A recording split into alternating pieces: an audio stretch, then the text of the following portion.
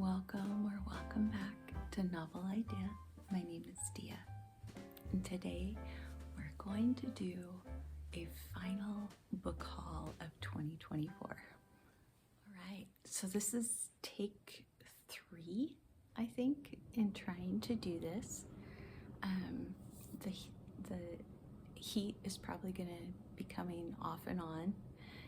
It's very early in the morning, but I wanted to try to get this done and posted before Christmas. So without further ado, let's jump in. I don't think that I have done a book haul in like 5 or 6 months, and I have managed to acquire quite a few. Many of them were free, many of them were gifts, many of them have been from my used bookstore. I've gotten a couple from eBay. Everything here that is not a gift to me is used and very inexpensive. And so I'm interested in all of them. Some of them I have already read. Some of them I have plans to read in 2025. So we'll just see how it all goes. But let's get going. All right, so first of all, let's go through the middle grade and children's books that I have picked up. Many of these are already read, and they're either ones that I wanted for my grandkids, or they're ones that I have loved and adored and wanted in my life. So the first one that I will show you is one I just finished. This is Winter House. It's book 1 in a trilogy so far, and it's by Ben Gooderson. And it's a very typical kind of middle grade story about an orphan who's living with family that are not kind, only to find out that she has a wealthy benefactor. The thing that I really loved about this wasn't the unfolding of that story so much as it was just the unfolding of finding out how intelligent Elizabeth is, and just her gift for puzzles and mysteries and all of that. And it was just a real joy to read. I enjoyed it so much. And Winter House, it was the perfect read for December. I just barely finished it. The first couple of times that I recorded this video, I hadn't finished it. Once I hadn't started it, the next time I had started it, and now I finished it. All right, now we have some rolled dolls. So these are specifically for my granddaughter. She is just the right age to be reading these, and she absolutely loves things that make her laugh, which is very typical rolled doll. And I found SEO Trot, the Magic Finger, and the Giraffe, the Pelly, and Me. And so those will be going off to her. But I found these just a couple days ago at the used bookstore, and when I saw them and just what kind of condition they were in, I thought, I can do that for my girl. A couple of Christmas books here. The first one is The Nutcracker and the Mouse King. If you saw my December video, you've already seen this book, but it was my first time reading E.T.A. Hoffman's version, and I will save my thoughts until I do a review. The other one that I have is Christmas Poems and Stories, and it's just a treasury. So we have ones that are by Adelaide Proctor, Clement C. Moore, Christina Rossetti. Yes, Virginia, there is a Santa Claus is in here. Charles Dickens, O. Henry, and then there are things like songs in here as well. So there's Good King Wenceslas, all kinds of things. Anyway, just got done reading this one as well. I found the entire set of The Dark is Rising in this version from McElderly Books. So we have Over Sea Under Stone, which might be my favorite of all of them. I really, really like this one. And then we have The Dark is Rising. I love our hero in this one. And he continues into the other books, but I really, really love him and his family in this one. And then we have The Gray King and The Green Witch. Oh, I just realized I'm one short. There's one more. Anyway, I got these 4 in the Dark is Rising sequence. Picked up another Patricia McLaughlin. I love her books. I want to read everything that she has written because I have yet to be disappointed by one. More Perfect Than the Moon. Lloyd Alexander. I try to pick up his books whenever I see them because I tend to really enjoy his writing and his just the way that he crafts a story. I've enjoyed pretty much everything I've read by him too. I'm trying to think if there's anything I haven't. I don't think there is. I picked up The Art of Tasha Tudor. I always want to say Tudor, but it's not, it's just Tudor. I'm trying to get fancy where there is no fancy. And that's literally what this is. It's just a book of her art and the stories kind of behind the art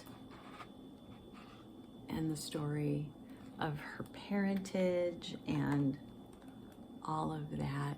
And you can see the evolution of things. I just love it. I'm so glad I was able to find it. I also found this. This was an eBay purchase, but I love this. This is Trina Shart Hyman, one of my favorite illustrators, like Tasha. And she illustrated this version of Peter Pan. And when I saw this, she's very recognizable art-wise. I think that her art style is very easy to pick out.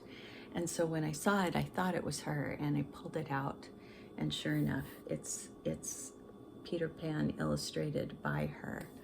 And it has deckled edges, and I just love, there's Nana. I just love her versions of things, and so I'm just really looking forward to reading this with my grandkids probably, but not until they're a little bit older. As much as people like to think that Peter Pan is a children's story, it really is disturbing in some ways. So I just want to make sure that they're ready. The Little Island by Margaret Wise Brown and illustrated by Leonard Weisgard. And it's delightful. I love islands. I love Maine. I love the coast of Washington. The rocky kind of coastline with the ocean is my absolute favorite. And you have to go pretty far north to get that. And so the northern coast of Washington, the northern coast of Maine, those are my very, very favorites. And that's what this picture reminded me of, and that's the reason why I picked up the book. And then I found out it was by Margaret Wise Brown. And it's really delightful story. Every Color of Light. And I love this simply for the artwork. It is taking light in all of its facets and showing you what happens when light is cast on something. and the different positions of the light and the way that it happens. And we can see, you know, here at night, the light is very cool. Here's a storm. The lightning comes. Just all of this. It's just beautifully done. Here's the sunset. This is written by Hiroshi Osada and illustrated by Ryoji Arai. Ring Around a Rosie, Nursery Rhymes, Action Rhymes, and Lullabies. And this is by Priscilla Lamont. And so cute. So, love it, love it. If you watched my Christmas book, picture book videos, then you will know that Wendy Anderson Halpern is an illustrator that also is becoming very endeared to me. And this one is by Reeve Lindbergh, and Reeve is the daughter or granddaughter of Anne and Charles Lindbergh, if I'm remembering correctly. This is The Visit, and again, it is illustrated by Wendy Halpern. I'll let you see the inside. It's about some granddaughters going to visit their grandparents on the farm. It's lovely. Grandparents or aunt and uncle? Can't remember. Another favorite illustrator, you guys. This is Toot and Puddle by Holly Hobby. This is the one and only, and this is about Opal. And I want to say that's their niece, or one of their nieces. I don't remember. But I loved Toot and Puddle. I love Holly Hobby, and I saw this at Goodwill. And Goodwill, my Goodwills, the children's books are 50 cents, whether they are hardback or softcover. It does not matter. So I couldn't help it. I picked it up. Also at Goodwill, Flowers Are Calling. And this is by Rita Gray with pictures by Kennard Park. And it's just beautifully illustrated. That's really, really why I wanted this book. This right here with the violets and that dark green, that's one of my favorite combinations. In case you can't tell, I like green. But it's all different kinds of flowers, and they talk about them. Beautifully, beautifully done. I'd never heard of this illustrator before, Kennard Park. And we have Toot and Puddle again. This one is kind of their origin story. And I love it. There's my boys. There's the back. I could actually use this for Epistolary January because it's all done in letters. Let's move on to the adult part of this video. I will try to put a time stamp in the description box so that you guys can skip all of the kids stuff if you want to. So first of all, this is a play or a long form poem. I'm not sure which. It does have different characters, but they have like little poems, speeches, sonnet type things, all of their own. And then it moves on to another character, and then, yeah. So this is Phaedra by Racine. Now Racine is not the original author, so this is Racine's version of Phaedra, and then Ted Hughes is the translator. And if you guys know anything about Ted Hughes, he is a poet, so that seems appropriate, but I had no idea that he translated things. And then on top of that, he is also a prose author. So he wrote The Iron Giant, or The Iron Man, and he wrote The Iron Woman, both of which are more middle grade YA kind of stories. But I know nothing about Phaedra, but when I saw that it was translated by Ted Hughes, I just had to pick it up. I heard about this, Old Herbaceous by Reginald Arkle, a novel of the garden. This was first shown to me by Miranda Mills on her channel. I'm 90% sure about that. And I just absolutely fell in love with the cover. And I love gardening, and I love stories about gardens. And so this just seemed like the perfect thing to get. This one I got on eBay. And this one I got on eBay. I heard about this from Camilla over at Hasty Books. And this is Oscar and the Pink Lady. And I looked forever for this book. And I finally found it at a price I could afford on eBay. And I'm really, really looking forward to it. She read this on one of her trips home to Canada from Scotland.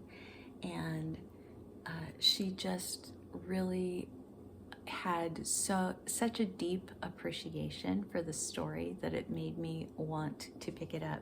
I believe, I'm not positive, but I think it's that one of the two characters, Oscar or the Pink Lady, I'm not sure which one, has a chronic illness, and they are kind of tossed into a friendship. And I believe that there are letters in this one as well. So this could also be an epistolary January. I'm not much of a letter, epistolary novel person, but once in a while I find one that I really like. And it's usually when it's not all letters. If there are some journal entries or there's some interactions with other characters that aren't specifically writing the letters or receiving the letters, reading the letters, then I like it. So we'll see how this one goes.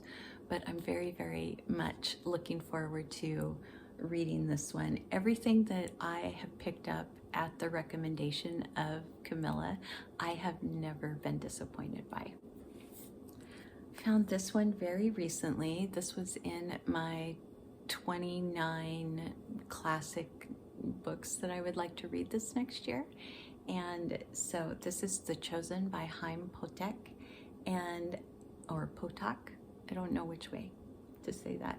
And I hope to read it in 2025. I don't know much about it. I just know that I've heard lots of good things, and that it is about two students, I believe. One that is Jewish and one that isn't. I think that's right. Sip of tea. This is Orange Spice by Bigelow. Another one that you saw in my 2025 classics. This is Arsène Lupin by Maurice Leblanc, Gentleman Thief. And I really don't know anything other than it's about a gentleman thief.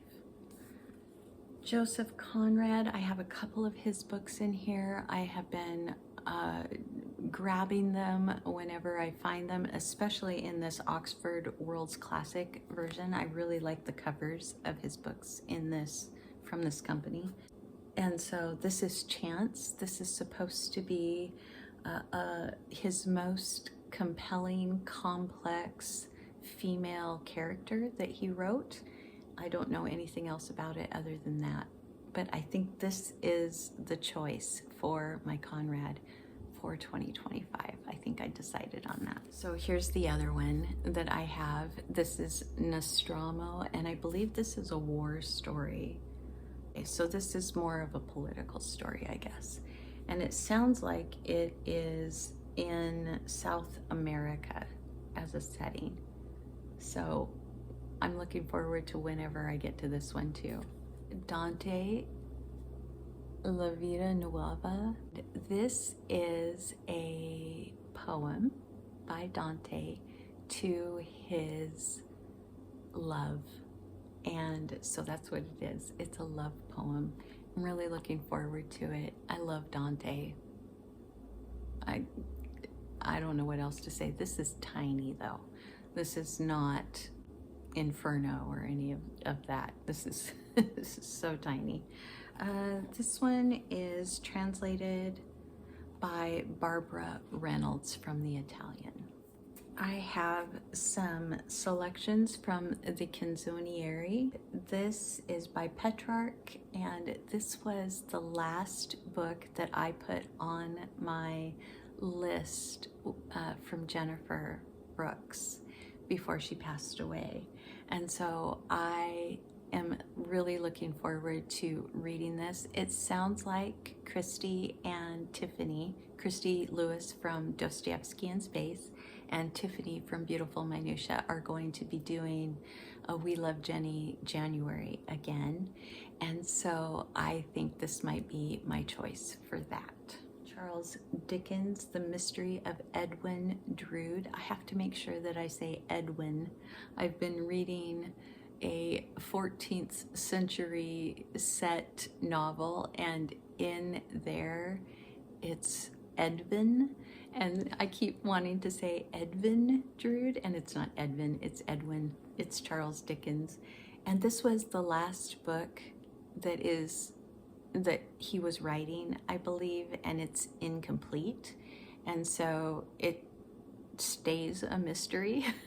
But I also have another book that I've already hauled called The D Case, and it is about the mystery of Edwin Drood. And so I kind of want to read this again and then read The D Case. A couple that I found that are just kind of very random. This one should have been in my middle grade YA younger books. This is Amos Oz, Suddenly in the Depths of the Forest, and I think that this is kind of a spooky mystery suspense kind of novel, but it's little tiny as well. So I don't know if I'll save it for October or if I'll try for it in March. I found Death Be Not Proud, and I had heard of this, but I've never read it. John Gunther, about death, and it is about, like, maybe, I don't know if it's a father who is dying or a son who is dying, but somehow it's kind of the father's either memoir of his son dying, or it's his memoir to the son as the father is dying. I'm not sure, but I just thought it might be something that I would like to read, and so I grabbed it. It was at my used bookstore, and I don't think it cost me more than, 50 cents, 75 cents, something like that. Same thing with this one. I found The Stones of Ibarra by Harriet Doerr, about a couple who have opened a shop in a very small Mexican village. The relationships that they form and the importance that the shop ends up having, and the way that they feel they have contributed something of their lives to the betterment of things. I don't know if I'm totally correct about that, but I think that's what it is. This is Lady of the Lakes. I think I heard about this from Hannah at Piles of Books, and she read this. It's the love story of Sir Walter Scott. And what was his love's name? Mina. And so she really raved about it. And I thought, she reads very similarly to what I read, and she tends to like the kinds of things that I like. And so I thought I would give it a try. Free. I found The New Farm, Our 10 Years on the Front Lines of the Good Food Revolution.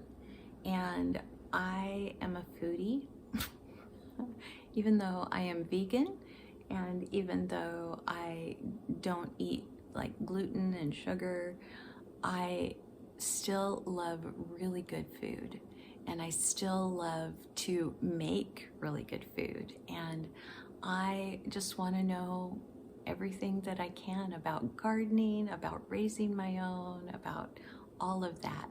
And so I thought this would be a good one for the upcoming Nonfiction November, even though Olive will not be hosting it again.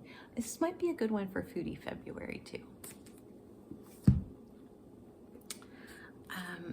Mary Stewart is somebody that I have been also collecting as many books as I can, and this is The Rose Cottage. I have read this before. I'm not sure that I really remember it very well, but I am really just wanting to read a lot of her kind of mystery suspense novels that she wrote. And so I have this one, I have Thorny Hold, and a couple of others, and I think maybe that this will be just a really fun kind of bite-size read in between some of the heavier things that I have on my agenda. Just found this beautiful edition of A Shropshire Lad. This is by, I wanted to say E.T.A. Houseman, A.E. Houseman. And this is a book of poetry. So lots and lots of poems by A.E. Houseman. This is over 100 years old, 1887. I think what I might do is set this on my bedside table and then read it, kind of just pick it up and dip in and out of it throughout the year. So this is a weird one. My husband's name is James, but when he was a little boy, he went by Jim or Jimmy. And I was at the used bookstore and just looking through the novels and things for, you know, whatever I could find. And I saw the name Jim Paul, and this is Catapult. It's about building a siege weapon. And it says that it is delightfully whimsical, sneaky, and profound. And I don't know anything about this author, but I wanted to be able to say, I read a book by Jim Paul. So that's why I picked that one up. This is The Measure of My Days. This is by Florida Scott Maxwell. And this is a book about aging. And I don't know if I'm going to like it or not. I've never read anything by Florida Scott Maxwell before, but I'm looking forward to trying this one also. If my first video would have had sound and would have gone live, I would have not had this book in here, and that is Mary Elizabeth Braddon's Lady Audley's Secret. And I've never read this one. In fact, I don't know that I've read Braddon at all. I can't think of anything anyway. So I absolutely love Zora Neale Hurston's Their Eyes Were Watching God. And this is Jonah's Gourd Vine. And I'm 90% sure I have read this before also, but I don't remember it very well either. So really looking forward to that one. Another Cather. This is Shadows on the Rock, and again, another book that I don't know a whole lot about, but I am a huge fan of everything Cather that I have read. Okay, we're down to the last 4. So I have A Return of the Osprey. This is by David Gessner. I love the natural world. I love all things natural world. And I really love birds, and seabirds, even bigger fan.